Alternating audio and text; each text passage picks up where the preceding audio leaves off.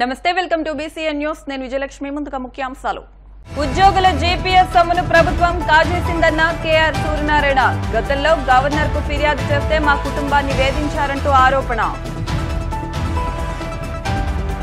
Counting రోజున పటిష్ట చర్యలు చేపడతామన్న పల్నాడు జిల్లా కలెక్టర్ బాలాజీరావు జిల్లా స్థాయి అధికారులకు దిశానిర్దేశం అనంతపురం జిల్లా ఎస్పీగా గౌతమిశాలి నియామకం శాంతి భద్రతల పరిరక్షణకు కృషి చేస్తానని స్పష్టం తిరుమల శ్రీవారి దర్శనానికి పోటెత్తిన భక్తజనం క్యూ లైన్లు కంపార్ట్మెంట్లో బారులు ఉద్యోగుల జీపీఎస్ సొమ్ము 500 కోట్ల రూపాయలను వైసీపీ ప్రభుత్వం దొంగతనం చేసిందని తమ ఆరోపణలకు ఇప్పటి వరకు ఎలాంటి సమాధానం చెప్పలేదని ప్రభుత్వ ఉద్యోగ ఉపాధ్యాయ కార్మిక పెన్షనర్ల సంఘం రాష్ట్ర చైర్మన్ కేఆర్ సూర్యనారాయణ పేర్కొన్నారు. పశ్చిమ గోదావరి జిల్లా భీమవరంలో ఆంధ్రప్రదేశ్ ప్రభుత్వ ఉద్యోగ ఉపాధ్యాయ కార్మిక పెన్షనర్ల సంఘం ఐక్య వేదిక సమావేశంలో ఆయన పాల్గొని మాట్లాడుతూ ఉద్యోగుల జీపీఎస్ సొమ్మును తమకు తెలియకుండా వాడేసుకున్నారని అన్నారు. గతంలో ఈ ఆర్థిక పరమైన చెల్లింపులకు ఒక చట్టాన్ని రూపొందించమని అడిగినందుకు తన కుటుంబాన్ని మానసిక క్షోభకు గురిచేశారని అన్నారు. కొంతమంది ఎవరు అధికారంలో ఉంటే వారికి భజన చేస్తుంటాయని, అయితే ఉద్యోగుల్లో చైతన్యం నింపడం కోసమే జిల్లాల వారీగా సమావేశాలు నిర్వహిస్తున్నట్టు తెలిపారు.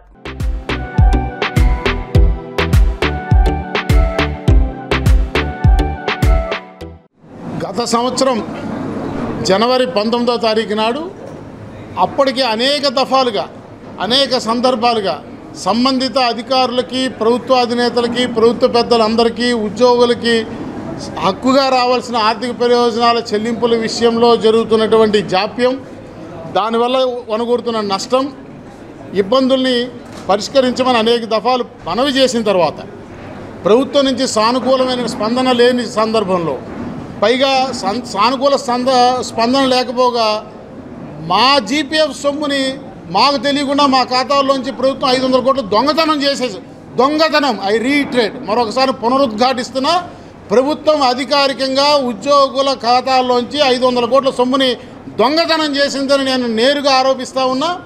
దీనికి ఈరోజు వరకు ప్రభుత్వం సమాధానం చెప్పలేదు. మరోపక్క సిపిఎస్ ఉద్యోగులకు సంబంధించినటువంటి వారి నుంచి వసూలు చేసిన సొమ్ముని వారి ప్రాణ ఖాతాలో వేయకుండా సంవత్సరం పాటు ప్రభుత్వం ఇతరత్ర అవసరాలకు వాడేసుకుంది.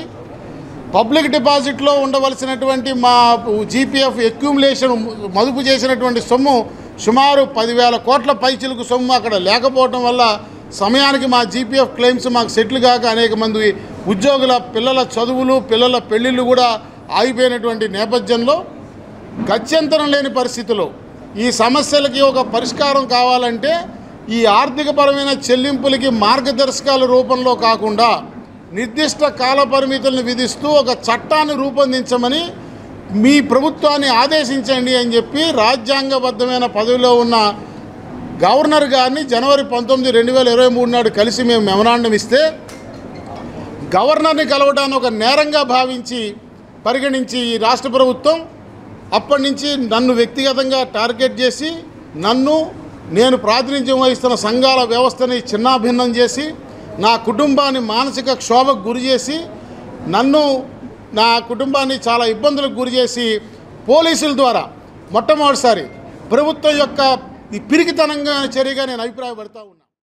ఆత్మస్థైర్యం కోల్పోయినటువంటి, ఆత్మ న్యూనతాభావంలోకి వెళ్ళిపోయినటువంటి ఉద్యోగులు, ఉపాధ్యాయులు, కార్మికులు, పెన్షనర్లు ఎవరైతే ఈ రాష్ట్రంలో ఉన్నారో వాళ్ళందరినీ చైతన్యపరిచి మనకు రావాల్సినటువంటి హక్కులను సాధించుకోవడం కోసం ప్రశ్నిస్తే తప్పు లేదు, అడిగితే తప్పు లేదు అనేటటువంటి కాన్సెప్ట్ని మరి ఉద్యోగులకు, ఉపాధ్యాయులకు తీసుకెళ్లడం కోసం తీవ్రంగా ప్రయత్నం చేస్తున్నాం. అందులో సఫలీకృతమయ్యాం అని కూడా మేము అనుకుంటున్నాం.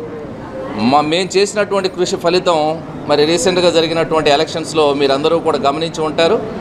దాదాపుగా ఈ దేశంలోనే ఏ రాష్ట్రంలో జరిగిన విధంగా పోస్టల్ బ్యాలెట్స్ పోలవ్వడం జరిగింది. దీన్ని మేము నిర్వహించినటువంటి చైతన్య వేదికలు ఏవైతే ఉన్నాయో వాటి ఫలితమని మేము అనుకుంటున్నాం. అలాగే మరి ఎలక్షన్ కమిషన్ తీసుకున్నటువంటి నిర్ణయాలకు కూడా కొంత స్పందన వచ్చిందని చెప్పేసి వాళ్ళకు కూడా మేము ధన్యవాదాలు తెలియజేస్తున్నాం. ఈ సందర్భంగా ఈ రాష్ట్రంలో సిపిఎస్ను రద్దు చేస్తానని చెప్పినటువంటి ప్రభుత్వం సిపిఎస్ను రద్దు చేయకపోగా అయా కాల్లో ముళ్ళు గుచ్చుకుందని చెప్పేసి మేము మరి పెద్దలు సీఎం గారి దగ్గరికి వెళ్తే ఆయన ముళ్ళు తీసి మీ ఏకంగా మీకే గుట్టినటువంటి చందాన ఇప్పుడు జిపిఎస్ అనేటటువంటి ఒక పథకాన్ని తీసుకొచ్చి రాష్ట్రంలో ఉన్న 3 లక్షల మందికి వెనుపోటు పొడిచినట్లు తయారయ్యారు. కౌంటింగ్లో ఎలాంటి అవాంఛనీయ సంఘటనలు చోటు చేసుకోకుండా చర్యలు చేపట్టినట్టు పల్నాడు జిల్లా ఎన్నికల అధికారి లత్కర్ శ్రీకేష్ బాలాజీరావు స్పష్టం చేశారు. ఈ మేరకు నిర్వహించిన మీడియా సమావేశంలో ఆయన మాట్లాడుతూ ప్రత్యేకమైన పరిస్థితుల్లో పల్నాడు జిల్లాకు వచ్చినట్టు తెలిపారు. అన్ని పోలింగ్ కేంద్రాల్లో సజావుగా ఎన్నికలు జరిగాయని అన్నారు. 7 నియోజకవర్గాల్లో అశాంతిని సృష్టించడానికి పాల్పడితే అలాంటి వారిపై చట్ట ప్రకారం చర్యలు తీసుకుంటామని అన్నారు. శాంతి భద్రతల దృష్ట్యా 144 సెక్షన్ జూన్ 5వ తేదీ వరకు కొనసాగిస్తామని అన్నారు. జరగబోయే పరిస్థితులను బట్టి ముందస్తు చర్యలు తీసుకుంటామని అన్నారు. ఇంతకుముందు జాయింట్ కలెక్టర్ డిఆర్ దగ్గర నుంచి తీసుకున్న ఇన్ఫర్మేషన్ పరంగా మన జిల్లాలో దాదాపు అన్ని పోలింగ్ స్టేషన్ లో చాలా చక్కగా పోలింగ్ జరిగింది. కొన్ని లొకేషన్స్ లో సంఘటనలు జరిగాయి, చాలా అన్ఫార్చునేట్ ఇన్సిడెంట్స్.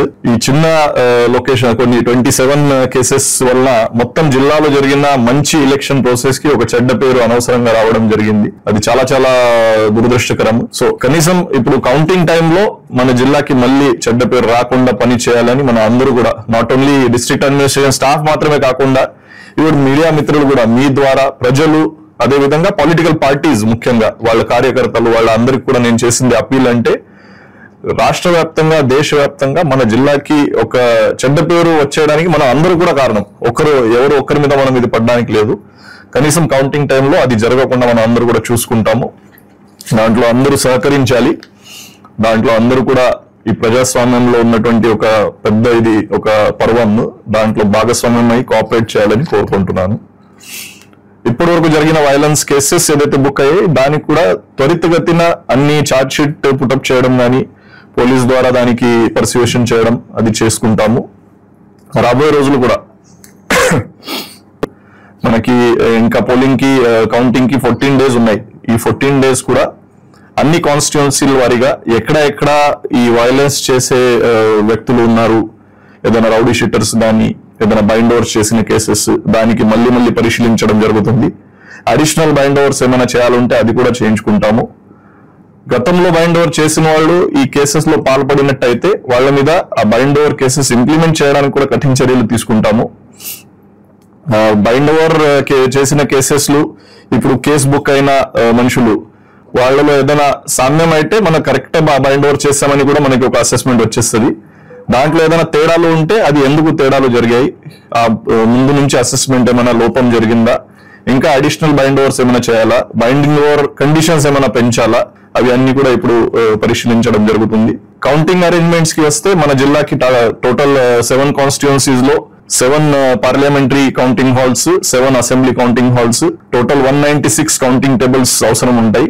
దానికి ఒక 700 దాకా మనకి స్టాఫ్ అవసరం ఉంటుంది. వాళ్ళ ట్రైనింగ్, వాళ్ళ ర్యాండమైజేషన్, ఈ ప్రక్రియ ఎలక్షన్ కమిషన్ గైడ్ లైన్స్ పరంగా ఇప్పుడు కొనసాగిస్తాము. దాంట్లో ఎక్కడ కూడా లోపం గానీ ల్యాబ్స్ ఉండడానికి అవకాశం లేదు. ఎన్నికల సందర్భంగా పల్నాడు జిల్లాలో తలలు పగులుతుంటే పోలీసులు స్పందించకుండా అలసత్వం వహించారని, అసలు నేరస్తులు పోలీసులేనని మంత్రి అంబటి రాంబాబు ఆరోపించారు. పల్నాడు జిల్లా సత్తెనపల్లి వైసీపీ కార్యాలయంలో ఆదివారం ఆయన మీడియాతో మాట్లాడుతూ రాష్ట్రంలో ఈవీఎంలు పగలగొట్టడం, హింసాత్మక ఘటనలకు పాల్పడడం వంటివి జరగడం విచారకరమని అన్నారు. బీజేపీ రాష్ట్ర అధ్యక్షురాలు పూరంధేశ్వరి ఫిర్యాదు మేరకు పల్నాడు జిల్లాలో ఇతర ప్రాంతాల్లోనూ అధికారులను మార్చారని, ఎస్పీలను మార్చిన చోటే హింస చెలరేగిందన్నారు.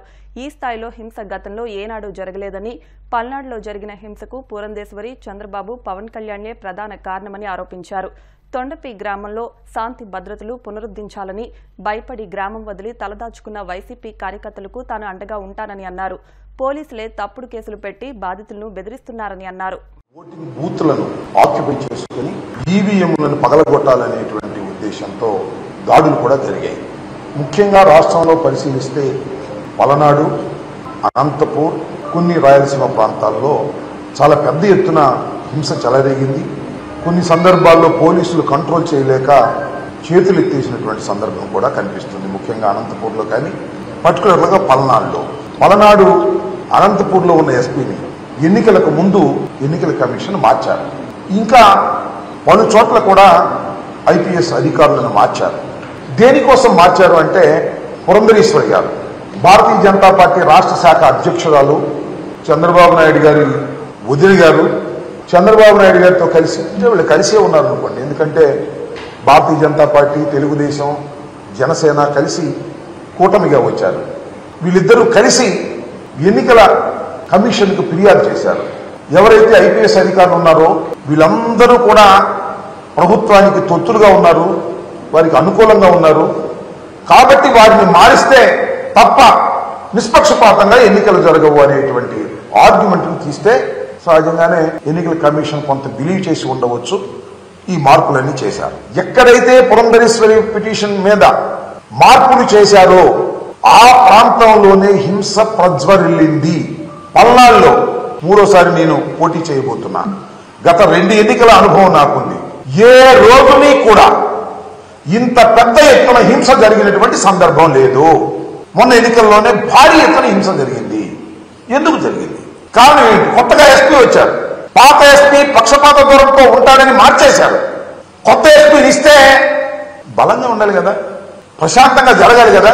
ఎందుకు పూర్వం కన్నా ఎక్కువ హింస జరిగింది అనేది ఇక్కడ పాయింట్ అని మనం చేస్తున్నాం. ఈ మార్పులు చేర్పుల మీదే కుట్ర జరిగిందా?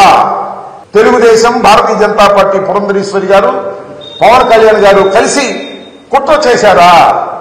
కుట్ర చేసి ఈ పిటిషన్లు పెట్టి ఏదో ఒక విధంగా తాము తమ ఓట్లను, ఫాల్స్ ఓట్లను గందరగోళాలు చేసి ఓట్లు వేయించుకోవడం ద్వారా గెలవాలని అనుకున్నారా అనేటువంటి సందేహాలు కలుగుతా ఉన్నాయి. నరసరావుపేట పార్లమెంటు నియోజకవర్గం వైఎస్ఆర్ కాంగ్రెస్ పార్టీకి చాలా స్ట్రాంగ్ కాన్స్టిట్యున్సీ. 7కి 7 గెలిచాం పోయిన ఎన్నికల్లో.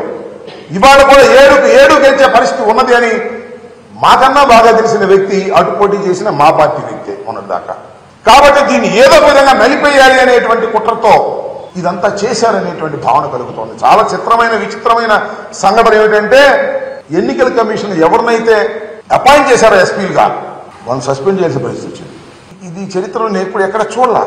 ఎన్నికల కమిషన్ అంతకు ముందు ఉన్నటువంటి ఐపీఎస్ ఆఫీసర్లు పక్షపాతంగా వ్యవహరిస్తారేమో అనే అనుమానంతో మంచి చరిత్ర కలిగినటువంటి ఐపీఎస్ ఆఫీసర్లను ఎస్పీలుగా వేస్తే వాళ్ళు విధి నిర్వహణలో ఫెయిల్ అయ్యారని భావించి, ప్రాథమిక సమాచారం ఉందని భావించి వాళ్ళని సస్పెండ్ చేశారు. ఎంత విచిత్రమైన విషయం. ఏ విధంగా భారత ప్రజాస్వామ్యంలో భావించాలని అడుగుతా ఉన్నా. ఇప్పుడు కాసేపు ప్రకటనలో